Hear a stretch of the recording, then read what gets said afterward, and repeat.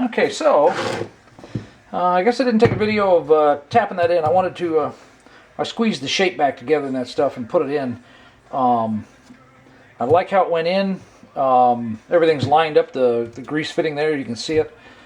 So I'm going to go ahead and put the other one in. I'm going to use this scrap piece of metal here to set it on instead of the socket there, just to make things a little easier. Yeah, in the last video, basically what happened was I had cut that little taper on the end there. Well, that taper ended up pushing in to the bushing there and spreading the bushing. And that wasn't good. So rather than do it that way again, I cut one that was longer. The other thing I did too was I did it in the lathe. You could do it just by hand with a file. I filed that down just a little bit so the tube would go on and off without getting locked up on there. And you can see that I also made it long enough it should push them out. So when I get the other Kingpin out, I'll do another video. Basically should go a little smoother, but I'm not against showing the mistakes, because a big part of doing all this stuff isn't so much the never making a mistake. It's figuring out how the hell to correct your mistake. That's far more important than figuring out how to never do it wrong the first time. So anyway, what I figured out here was, okay, we're gonna stick this one in now. Since let's see, flip this over here. So I want to make sure that the hole is down this time, and it might be a little harder to line up, but I think I'm going to go ahead and push it in from the bottom. I could try to line it up, push it in from this way. The challenge there is coming down and using something. You know, I could actually do this. I could come down, put the nut on it, and line it up this way, and that just might have some redeeming qualities, actually.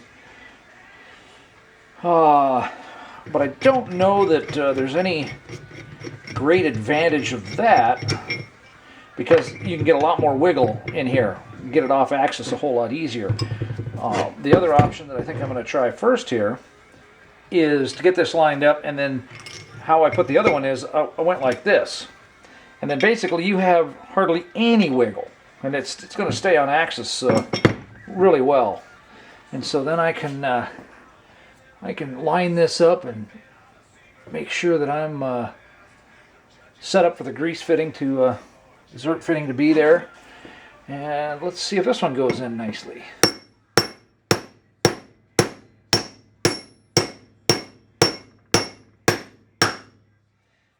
My bolt bottomed out the bottom of the thing here, so apparently that's not long enough. And the two longer ones I had got turned into roadster bushings, so we'll go back to the socket.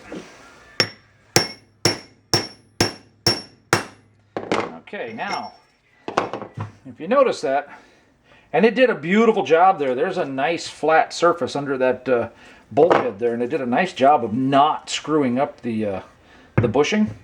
But I don't know if you can see that or not, we're still a good 3/8 of an inch down in there, and we've got, you know, basically 3/8 of an inch to go here. So since it is started, and I shouldn't have to oh, I just had something else to do that with. What did I do it with?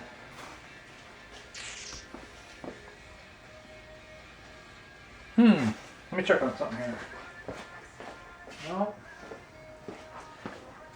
All right. Seems I used this on the last one too.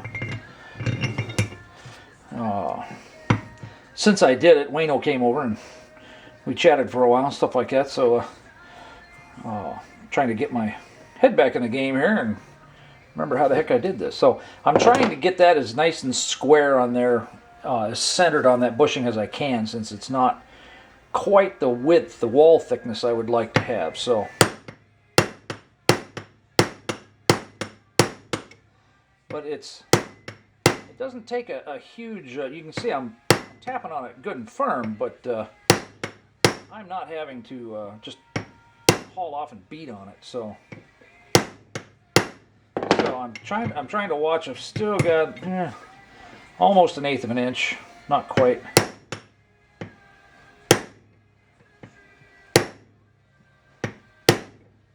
Okay.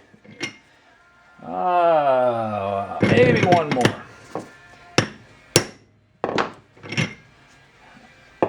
Yeah, that's pretty nice. Okay. We're not quite flush here. I don't want bushing extending out on either side here. I would rather have it recessed slightly than have it stick out. So I can see the hole there for the zert fitting, the oil. I can see it on both of them. I probably should have pumped some clean oil in there. What I'll do before I put it together is I'll hook it up to the grease gun and push the old grease out, get new grease in there. That way I'm not just pushing a zert fitting full of old grease right into the new bushings. So now that that's in, let's pull out one of the Kingpins and let's clean some of the oil off here. We'll do some dry fitting and see how it's sitting. Now, hammering it down with that did put just a little mushroom on the edge here. I really wasn't too worried about it because I have to ream it anyway. So it's close. I have the ream. That's not a problem. This is a hand ream, and let's see here. It is. It's from KD. The part number is 3052, and the range is from 25 30 seconds to 27 30 seconds. And this should still be set for the last set of Kingpins I did years ago on my wife's truck. So that should be just fine. You're going to want to basically, and maybe I should go over that. Basically what you have to do is you have to sneak up on it by adjusting the ream. So let's see. Basically I was just trying to take some of the burr off the edge there. So it definitely needs to be reamed. The burr is gone. I can see where it started to cut into the copper lining just a little bit, and the pin still does not fit in. So it definitely is going to have to get reamed. So let me get set up for that just a little bit. Let's see, what size are these? 17.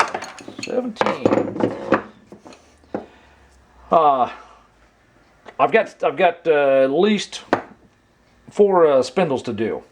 So just in the effort of education here, rather than just leave this and trust it, I'll go over this part of adjusting the ream here, and let me turn this down a bit. Try to keep everything in the frame there.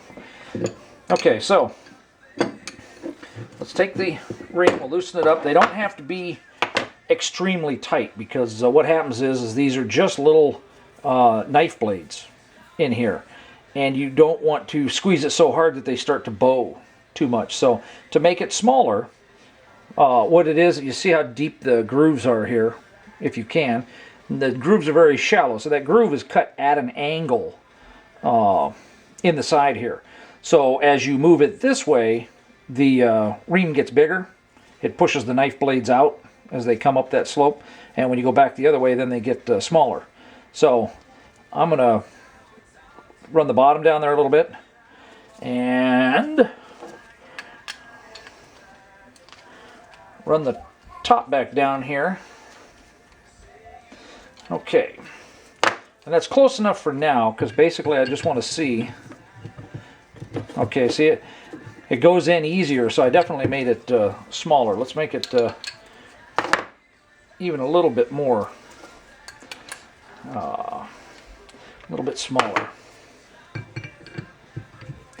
Okay, see, we're really close. We're almost, yeah, there we go. Okay, so that is